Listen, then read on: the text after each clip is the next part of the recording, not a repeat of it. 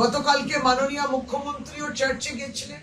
মাননীয় আমাদের সর্বভারতীয় সাধারণ সম্পাদক অভিষেক বন্দ্যোপাধ্যায় মনে প্রাণে সকলকে অভিনন্দন জানিয়েছে।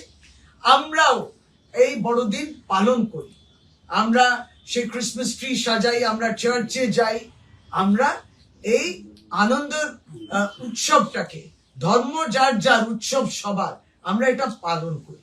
আর আমরা কি দেখছি, ভারতীয় জনতা পার্টির রাজ্যগুলোতে যেখানে বড়দিন পালন করার চেষ্টা করছেন কিংবা সাজাচ্ছেন, ক্রিসমাস ট্রি সাজাচ্ছেন, সান্টা ক্লজ সাজাচ্ছেন, ভারতীয় জনতা পার্টি ওখানে তাদের স্লোগান দিয়ে সমস্ত গুলোকে নষ্ট করছে, তছনছ করছে।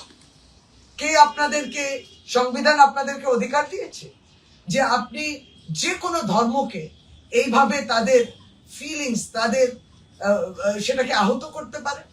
আপনি তার ধর্ম, তার বিশ্বাস, তার আস্থার জায়গায় যেখানে সেটা যার মধ্যে দিয়ে তারা সেটাকে পালন করে, সেটাকে আপনি ভাঙচুর করলেন। এটা কিন্তু দেশের জন্য বিপজ্জনক। এটা অবশ্য বাংলার মানুষ যথেষ্টভাবে সচেতন। বাংলার মানুষ যেভাবে বড়দিনও পালন করে, বাংলা মানুষ এই হুমকিটা বুঝতে পারে। বাংলার মানুষ বুঝতে পারেন বাংলা বললে সেই আপনার উপর আক্রমণ হতে পারে, এর বিরুদ্ধে নিশ্চয় বাংলাও আগামী দিনে রায় দেবে।